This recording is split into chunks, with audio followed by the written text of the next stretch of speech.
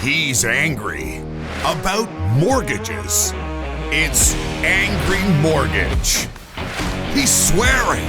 He's cursing loud. He's old. He's opinionated. And he's been doing this so damn long.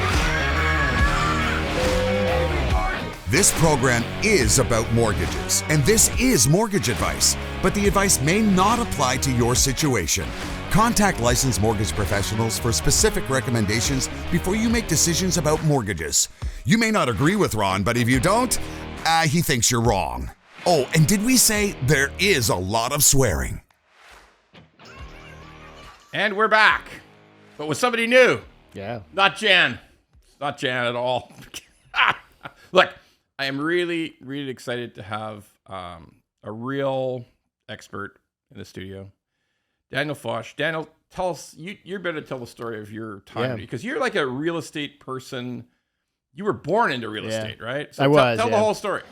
Yeah, so I mean, I grew up, my parents were in the real estate space. My mom was a residential broker. My dad was a land broker doing subdivisions. He actually worked for a car company before that, setting up car dealerships around the GTA. So always land, yeah. Yeah, always in the land space. And then basically just was, we lived in a small town just north of in the north end of the GTA. He knew all the farmers and he knew all the developers and sold the land from the farmers to the developers. And, I think I just picked up a lot of knowledge and experience. When I first got into the business, I worked with them in a family business, kind of picked up the slack, sold houses, helped my dad with the land, learned as much as I could, got exposure because it was such a small group. Did an undergrad in real estate, a BCom in real estate at the University of Guelph. So good. I think that kind of like gave me that institutional tool set. Did the rounds at worked at CBRE, Hydro One in their secondary land use department, worked at municipal government. Jeez, you run the gamut. Yeah, worked at a REIT. Just again, tried to touch and feel everything in the market. Realized that none of it was for me, and went into brokerage, worked with the family, and then honestly got really into the analytical side of things, started doing market reports. Realtors are always told by the gurus in the space, your monthly market report, that's what you should be mailing out to your sphere. And so I just really was I really like doing this stuff. I learned the skill set from my undergrad, and it really ramped up as a content source using social media and Twitter. Kind of found my people there, all the other cynics, and then was given an offer by a company called Rare Real Estate to do to be their director of economic research, and just over the years kind of picked up some consulting gigs. Land and development mortgage brokerage, commercial mortgage brokerage, did some research work to help guide their decisions, et cetera. So I've touched and felt. I work for a lot of developers as a consultant doing research work. So really what I do now is content and consulting, and kind of the basis of a lot of that is just research, right? So I just spend all day looking at information in the real estate space. We've turned it into the podcast, which we put out twice a week. What's your podcast called? The Canadian Real Estate Investor Podcast. Gotcha. Very, very, very tough to guess what that one's about. Yeah, I have no idea. But yeah, so we put out 2 episodes a week, and it's just all research based. So we read reports, we do news, we do analysis. It's almost like a school, right? It's very educational. It's not for everyone, but I would call it not nearly as exciting as your podcast. There's no swearing on this podcast. The odd time, the odd time. Right. But we find that a lot of people like to listen to it on the commute with their kids in the car. So. Yeah, this is if you got kids in the car, you don't do it. Just don't do it.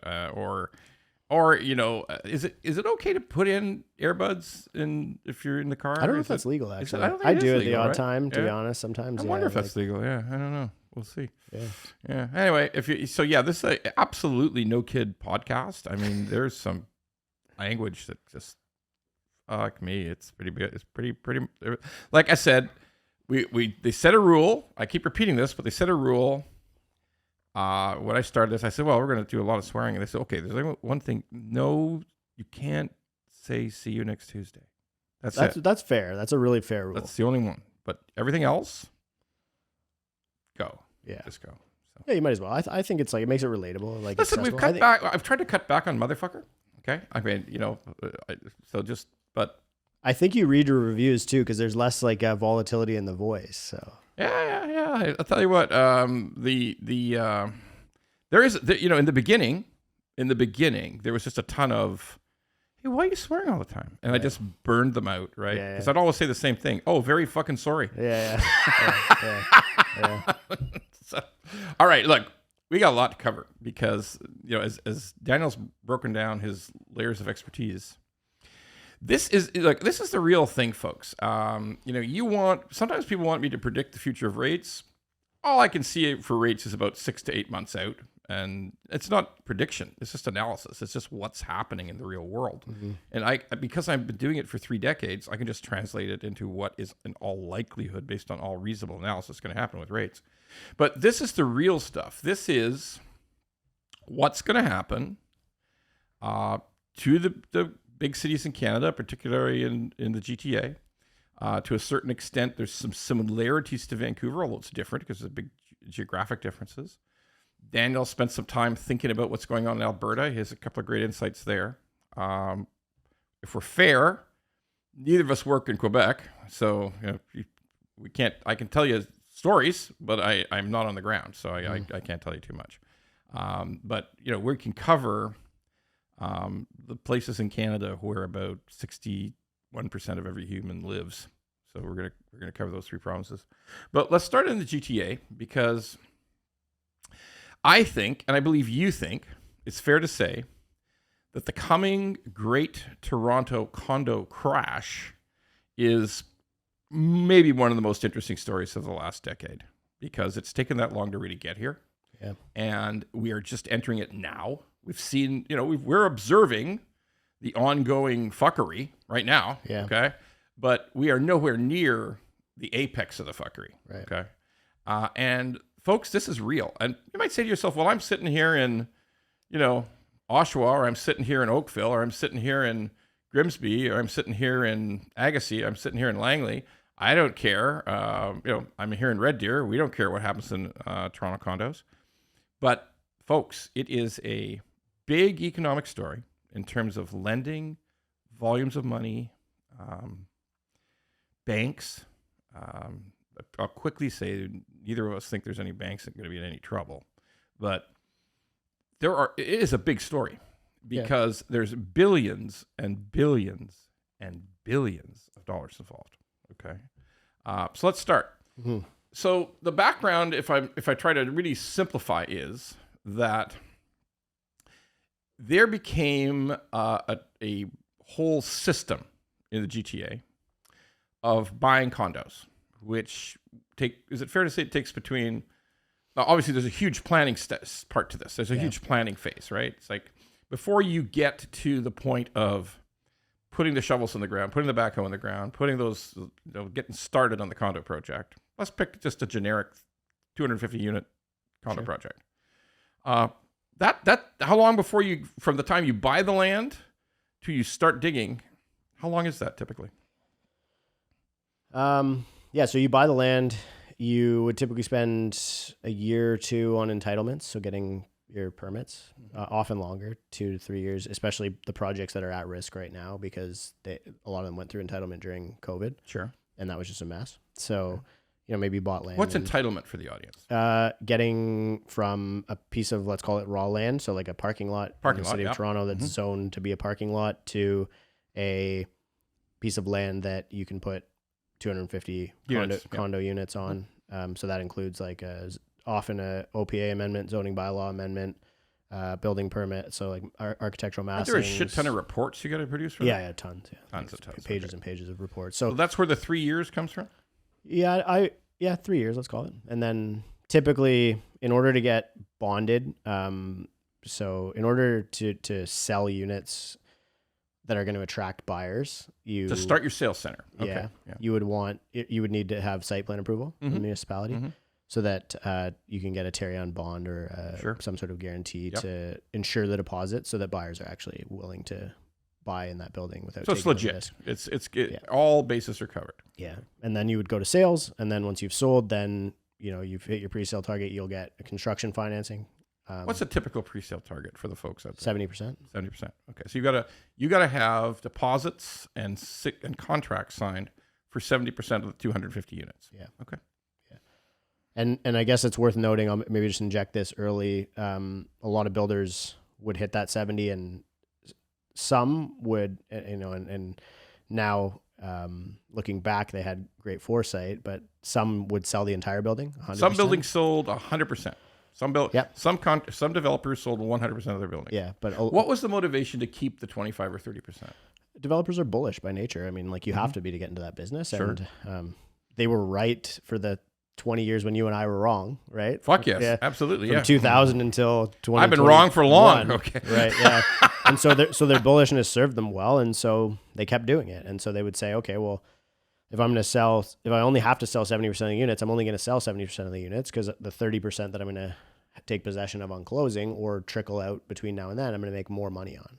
So if it took me 4 years to get the shovels in the ground, because then I had to complete my 70% pre-sales, and I got 250 units, I got 70% sold, I've kept 30, but I will start digging, start building, start getting to a completion point, and then maybe towards the end, maybe the last 7 or 8 months, I'll start selling the remaining 30% at which are sometimes choice units, right? Like they're yes and no. Like so typically they'll like. It would really vary, but sometimes you'll see a lot that get blown out, like the really easy ones to sell. Sure. And that usually ends up being, that's the reason we have so many small units, is like the buyers were attracted to the lowest price point. And so you would sell a lot of that stuff. So choice, yes and no, but like usually your good stuff goes first. Some developers would have the foresight to hold back the better units, and they might be better off today. But honestly, in a lot of cases, it's not. It's kind of like the project has momentum. People are talking about it. It's an exciting project. And now all of a sudden, because your phase 1 sales went so well, your phase 2 or 3 demand is a little bit higher. You can charge a premium. You can actually sell those shittier units to the buyers who have that FOMO from phase 1. I know there's some listeners out there in Dartmouth and Medicine Hat and 100 Mile House all across Canada who are saying, these guys sound like they're getting a hard-on over fucking condos. I mean, like, it's exciting. It's got a lot of buzz. Well, folks, I hate to break it to you in smaller communities across this country, but yeah, there are absolutely, it's possible in Toronto, at least it was for prior to the last couple of years, it was possible to achieve an erection over a condo. I mean, that is possible. Many people did it. Too many, as we're going to learn. Too many, exactly. So let's think about it. So this developer who kept like 30% of the units, he would sell a bunch off, and then the building would complete. Yeah. It would convert to a condo corp because he had enough units. He had enough people who they showed up their deposits, they got their mortgage, and it went smoothly. It converted to a condo corp, and then he could sell his individual units even after the building was fully completed. And he might even realize even greater profits at that point as he trickled those out. And finally, he sold every one of the units, or the builder sold every one of the units. And the idea was always for 25 years, this system worked well. Yeah. It worked almost flawlessly, right?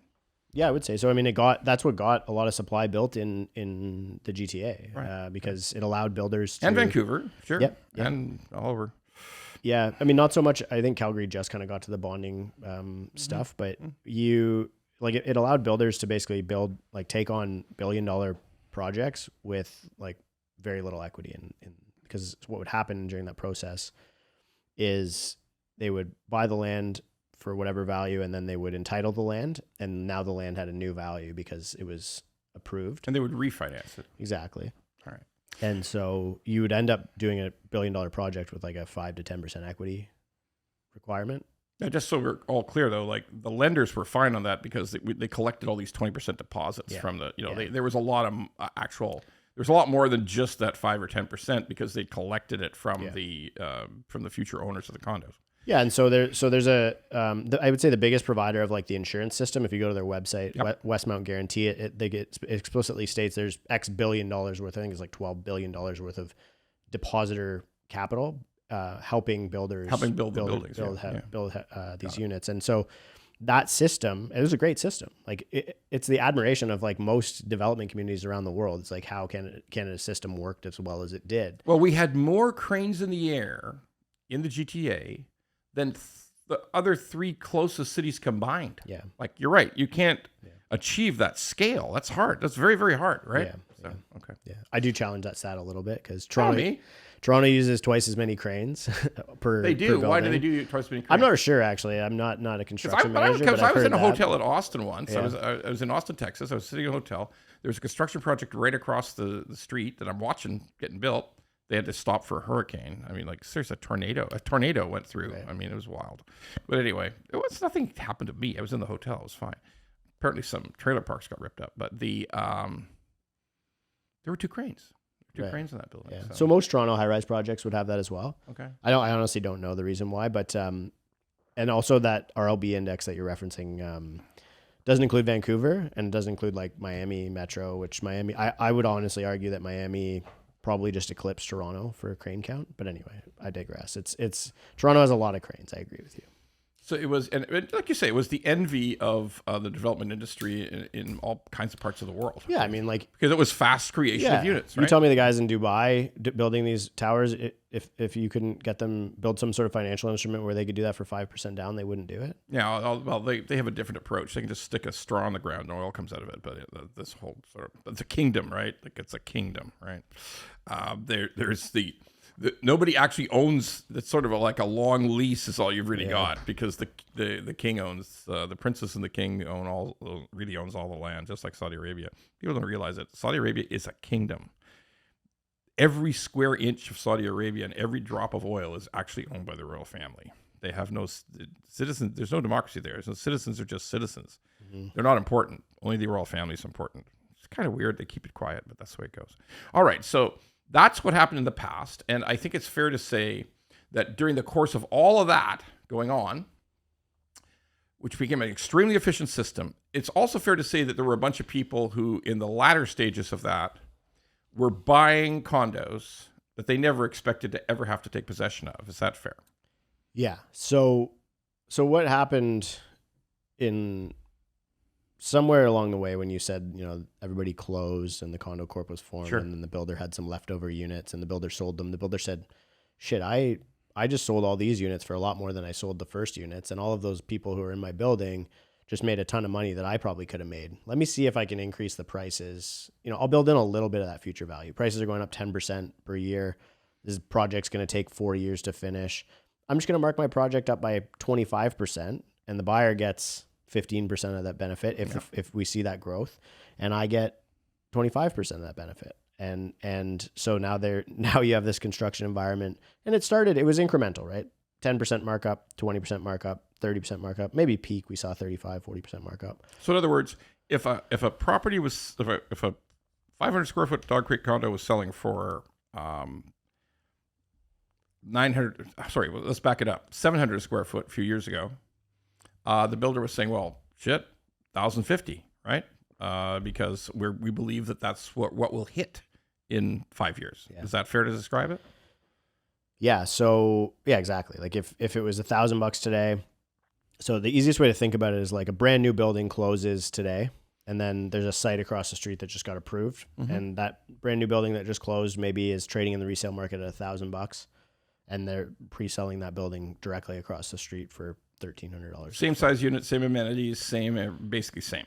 Yeah, I mean, like let's assume that they're. Sure. It's always hard to create an apples to close apples, enough, right? Yeah, I mean, I think a per square foot approach is pretty reasonable way to. But amongst the buying group for these pre-construction units, there's a group of people who actually never intended to really close and get a mortgage, right? Yeah, so you had the buyers who basically also felt the same trend that the builders and the previous buyers were seeing, where they said, "Oh, I'm going to buy this property at $1,300 a foot, and by closing, it's going to be worth $1,500 a foot, and I'm going to assign that contract. I'm going to sell the paper for $1,400 a foot." So the new buyer gets a benefit of $100 a foot, and I get a benefit. I get a lift of $100 a foot. And it's pure profit because they never had to close. They just had their 20% deposit involved for 5 years. Yeah, it's an options contract. It's an options contract. You're scalping options. Now that worked. Like if we just push back, it worked. Like if we push back 10 years, they get, somebody was buying for $500 a foot,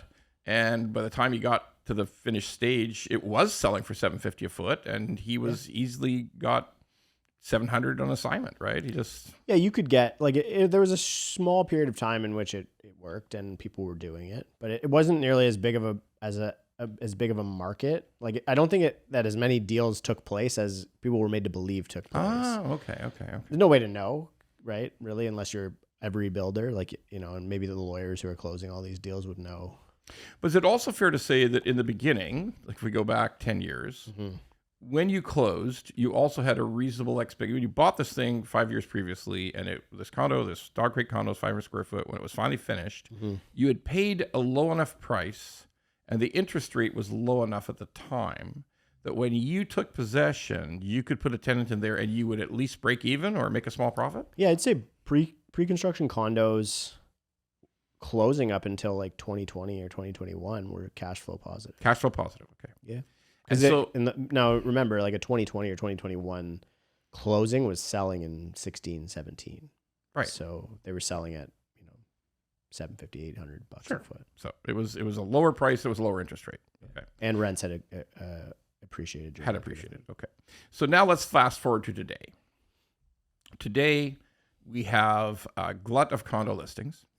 That's right. Yeah. Like it's how many months of inventory?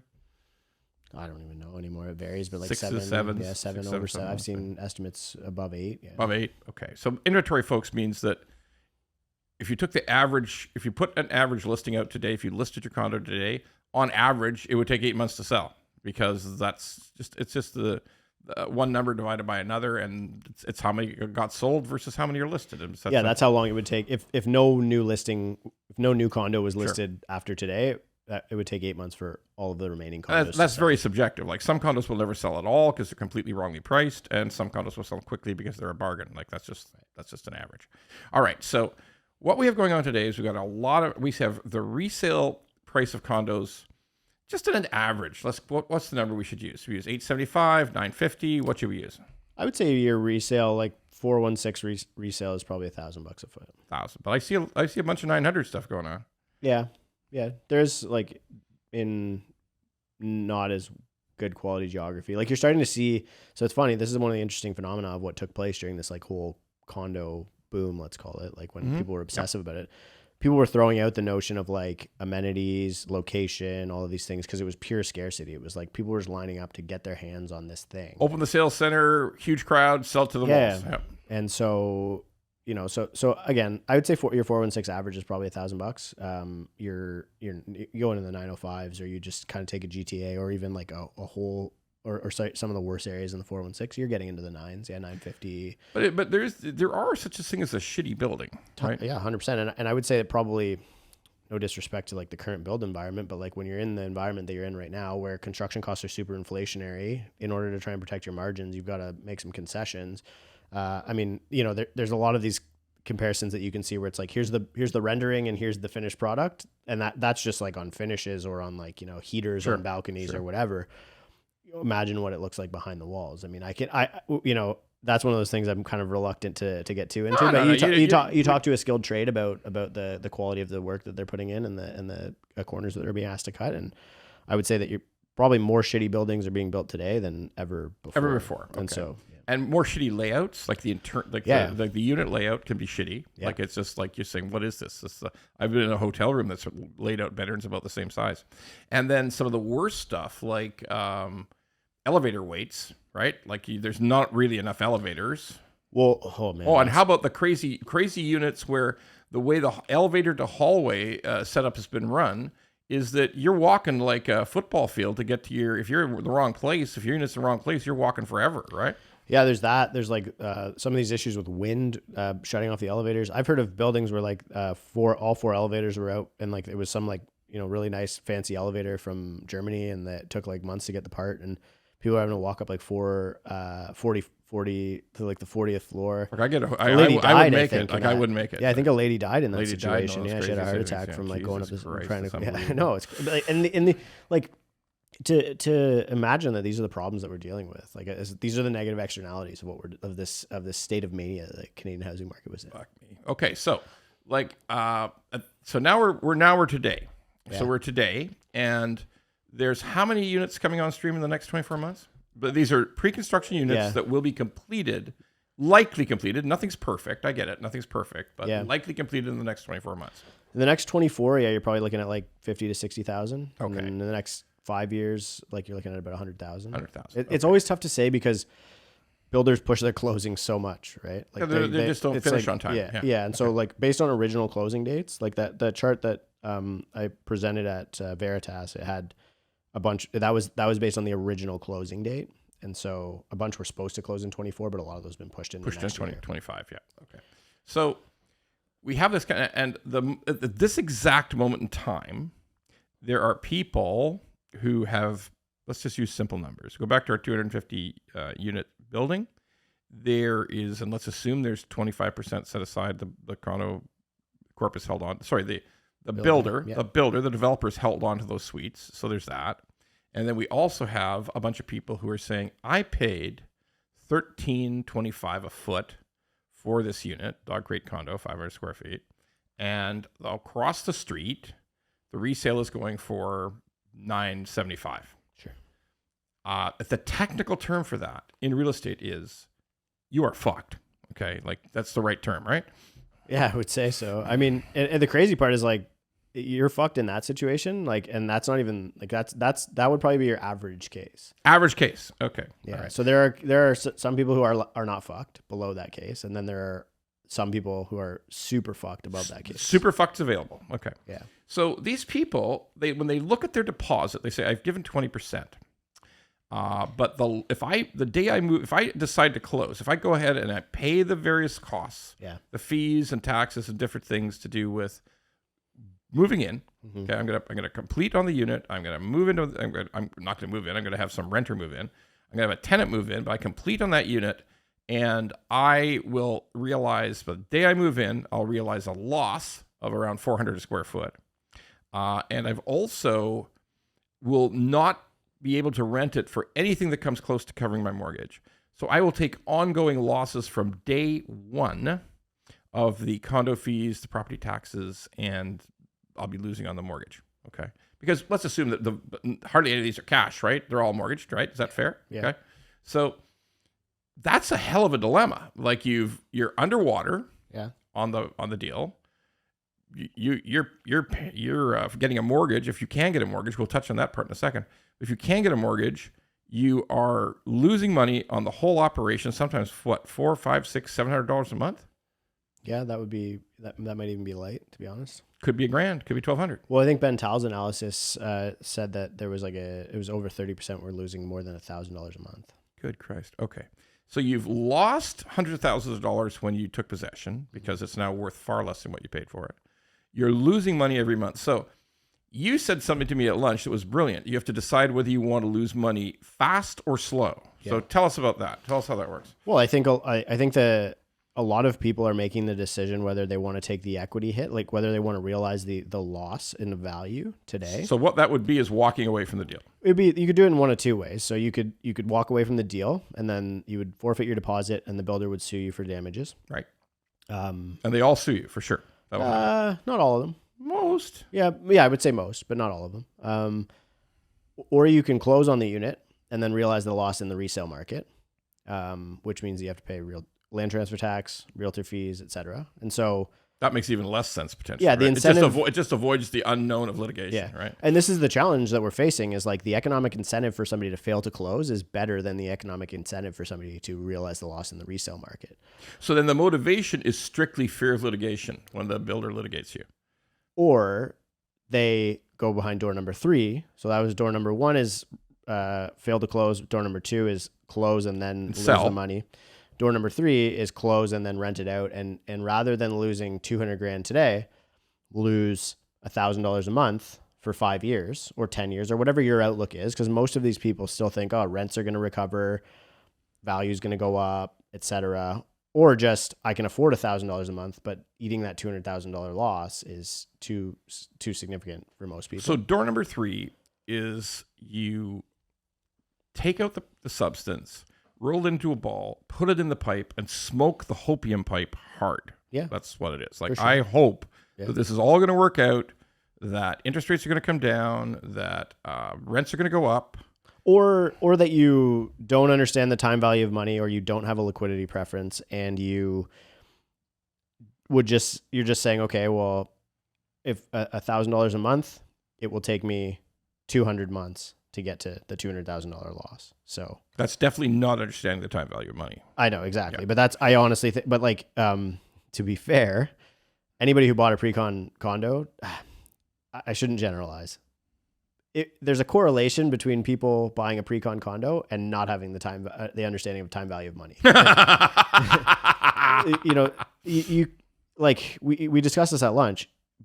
At any point during the last 20 years, you could buy a pre-con condo, or you could buy a resale condo at a slight discount or a significant discount. But even if it was a slight discount, the pre-con was always more money for the last 20 years. Right. Yeah. So it always made more sense to buy the resale. Sure. If you bought the resale, you could cash flow it from day one. You had predictability of what condo fees were going to be.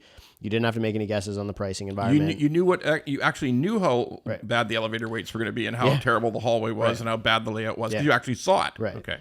There was no economic risk. There was no interest rate risk. Right. And what was the barrier what was the difference between that and your pre-con condo? If you bought the resale, you had to have 20% down, immediately, 25 closing costs, to qualify for mortgage immediately. Yeah. Right. To buy the pre-con condo, you had 5% today, 5% in 60 days, 5% in 90 days. No mortgage to get. No mortgage for 5 years. You think you can flip the contract. You think you can sell by assignment. You think you can make more money, that you'll become more successful. Yeah, you think it's going to be worth $2,000 a square foot by closing, and you can take equity out when you take possession. Yeah, of course, that it'll be perfect results. Okay. And so what this did was there was a immediate bias to pre-construction condos selecting for the worst investor. In expand on that a bit. Like, what do you mean by the worst investor? Well, the good investor was buying resale and going to cash flow because they realized, if values are going to go up in pre-con, they're also going to go up in resale market. If we're seeing cap rate compression if interest rates are pushing cap rates down, if interest rates come down, cap rates come down, I should just buy an investment property in Toronto or in wherever, 905, and I'll get the same benefit, but I'll also get the benefit of having principal pay down during the period of time, having maybe cash flow during the period of time, being earlier in my amortization schedule. So after that 5-year period that I would have been waiting for a condo, now I'm renewing and my principal is getting paid down faster. But possibly the greatest advantage is no economic risk because you understood perfectly every single component of how it was going to work the day you closed. I agree with that. Yeah. All right. Yeah. So to your mind, let me put it to you this way, because as I think back on human nature is that you had one successful condo purchase and it went really, really well. Like maybe you flipped it by assignment, made $80,000, and you thought that was the greatest thing in the history of the world. Maybe you kept it and your rents were solid and it was, oh my God, I'm making money from day one. And by the way, from when I bought it to when it closed, became a condo, I think I made $200,000. Like, I'm a fucking investment fucking genius. A lot of rocket scientists out there. And then at that point, so that person tells all their family, all their buddies about their marvelous success. Then they go out and buy another 2, right? Because it was so good, I'm going to buy 2 more of these things. I don't have to worry about what the price is because it always worked out in the past, that one time, okay? But also all the buddies and family thought, well, fuck, Arnold is a dumb fuck, and he made money. He made $80,000 or something. Like, he's a fucking idiot. So I think we could pool our money together. We could buy a couple of them, and all of a sudden, is that fair to say was sort of an infectious belief? Yeah, I mean that's consumer sentiment, right? That's FOMO. That's a tulip bubble. Yeah, it is. Yeah. And when I talk about the Dutch tulip bubble, there's a lot of people say, fuck me, that cocksucker, he's talking about stuff that happened 500 years ago. What? Yeah. He's old, but is he really that old, for the love of God? But so I talk about the Dutch tulip bubble for one reason. Because it was entirely predicated on the assumption that the price was guaranteed to go up. Right. Like there was no question of it going up. It was going to go up. I think the funny part too, like with tulips, was like a big piece is the idea that it was like scarce, and then they realized that you could just put them in the ground and it would make a new one next year, right? So, and it was a fashion item, and people shit goes out of fashion. Like it was a bunch of royal people think it was great to have fancy tulips, and then eventually they just get tired of it, and move on to something else. And there's some comparisons there too, right? Like I mean, it's. We have built a shit ton of Dog Crate condos, right? Like a ton. Because your analysis also shows that most of these condos are exclusively designed to be tenanted. Yeah. They're almost hotel rooms.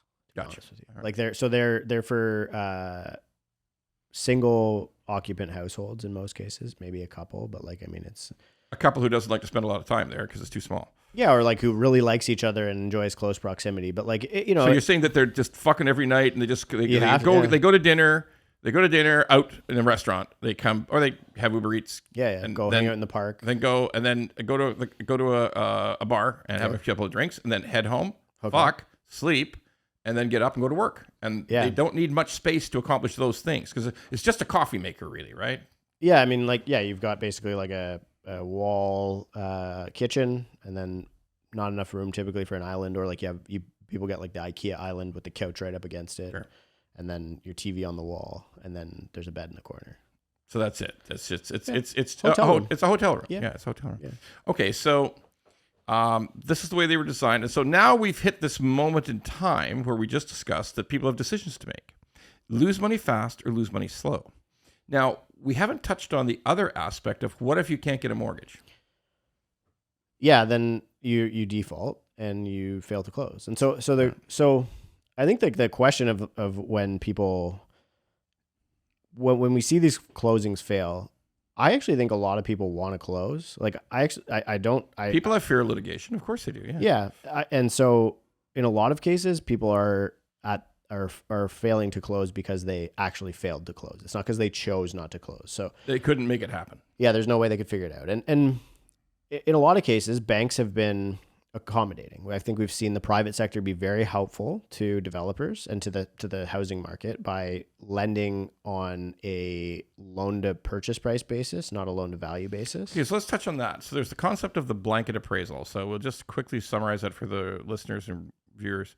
So what this means is Bank XYZ, the Bank of XYZ, was involved in the construction financing. They were the main contractor of the main provider of construction finance. I haven't found a case where that was actually the case, but I would You've say not? that no, Okay. but I would say like the Canadian financial system is oligopolistic enough, like almost like a cartel structure that it like that nobody's, you know, the yellow team isn't trying to kill the red team if the red team's on the construction stack. But they don't mind killing them in some ways, okay? Yeah, But right. in terms of market share for some things, but And that's all right. There's reason to believe like that they all have some sort of like there's a cross collateralization, let's call it, where because you can't take on too much individual borrower risk. So a lot of these will get syndicated, right? So you'll see Bank A on Yeah, we looked at one in Markham. There was 7 banks. right. This is one of the most Is recent ones. and yeah. now was that on title or was that on the No, 7 charge? banks lending. 7 banks on the charge. Okay, that's Yeah. a new one that just is So getting going. So Okay. a lot of the ones that we've pulled, we haven't actually been able to see the syndication in the charge. So you'll see sponsor, and that's the only gotcha. name that you All see. right, I So gotcha. so it's always tough to say. All right, so let's circle back to the idea that there's a bank there, or let's just say there's no bank involved, but sometimes there is. We know sometimes there is, and the bank says, okay, one of the selling features of us giving mortgages on this property is we will use the purchase price. We will whatever the purchase price is. We're not appraising it. Now we bring in a big fancy company to do an analysis of the building. And the fancy appraisal company presents a letter of opinion, a big report, a whole huge report that says, yes, we think this building now on a completed basis is worth the sale price. Right.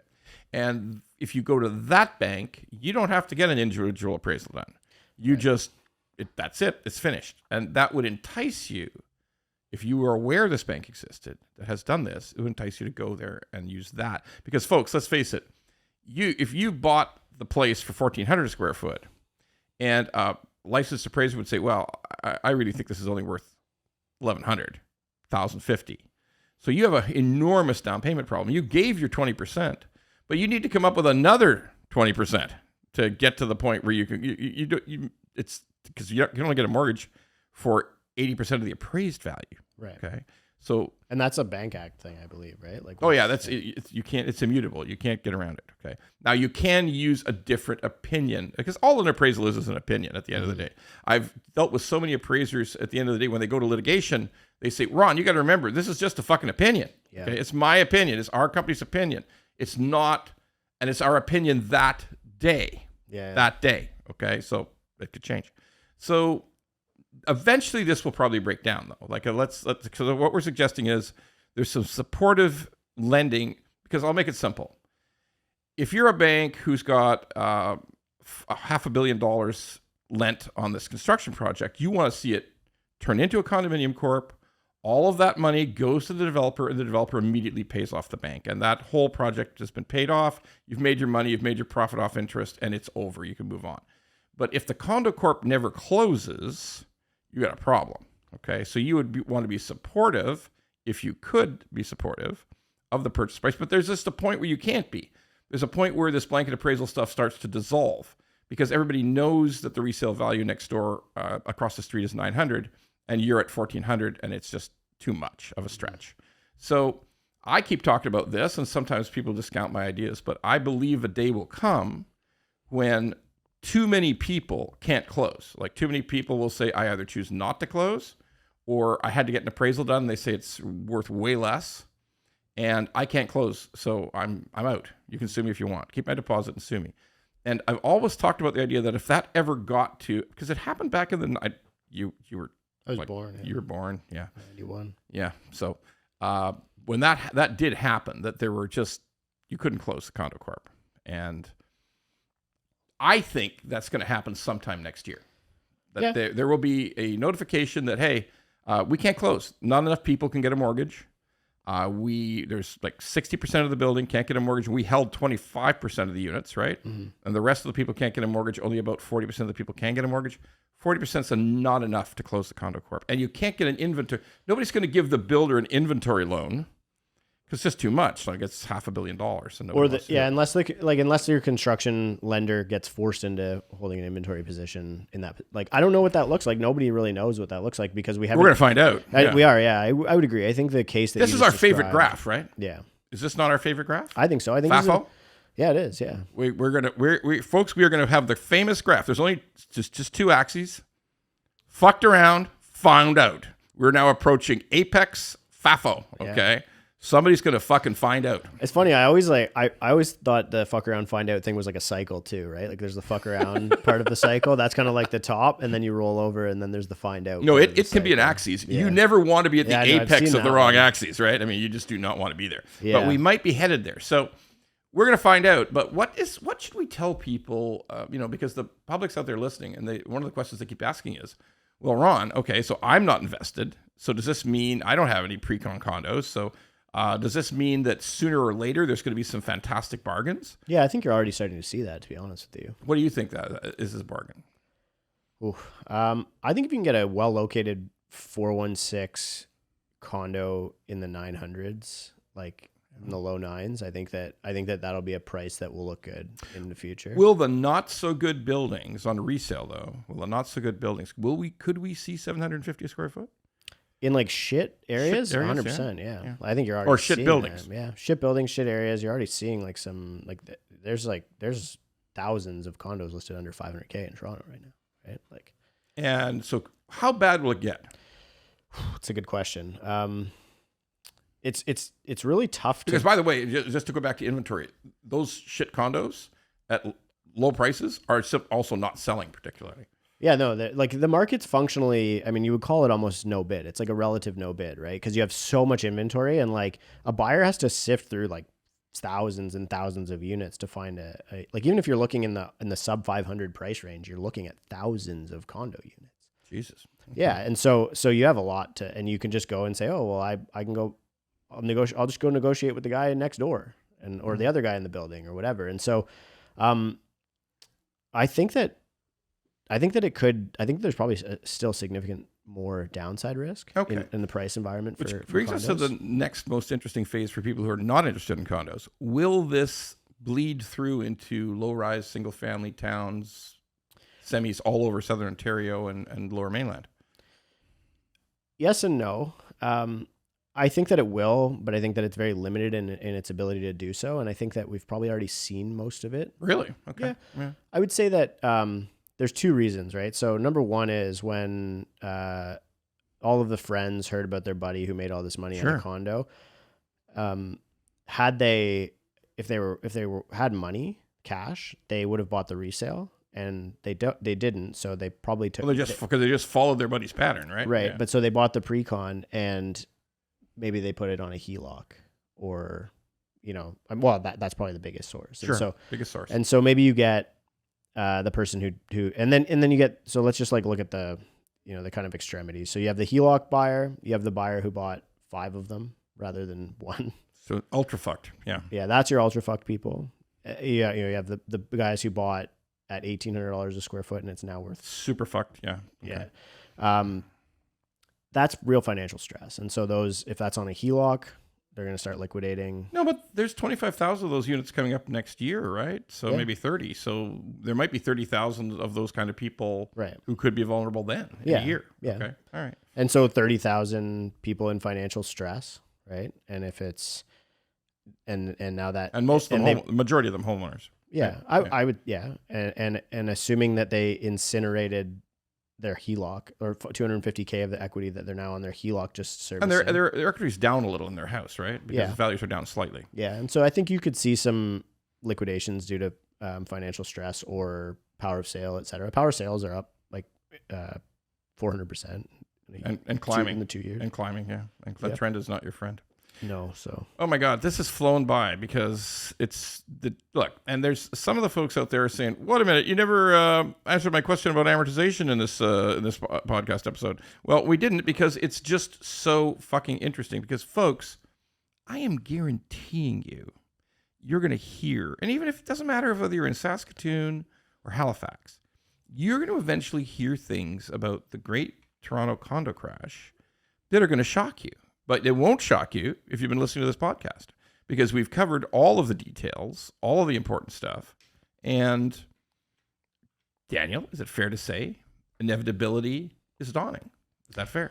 Yeah, I think that to me, this hits its peak next year. And so if there's going to be fireworks, it's going to happen in 2025. You heard it here. Fireworks in the Toronto condo space in 2025. I am of exactly the same mind. All right, folks, we'll see you next week with another great guest. Thank you. Thank you, Daniel. This was great. Pleasure. Yeah, I really enjoyed this. Me, It was great. Thank you. We're out.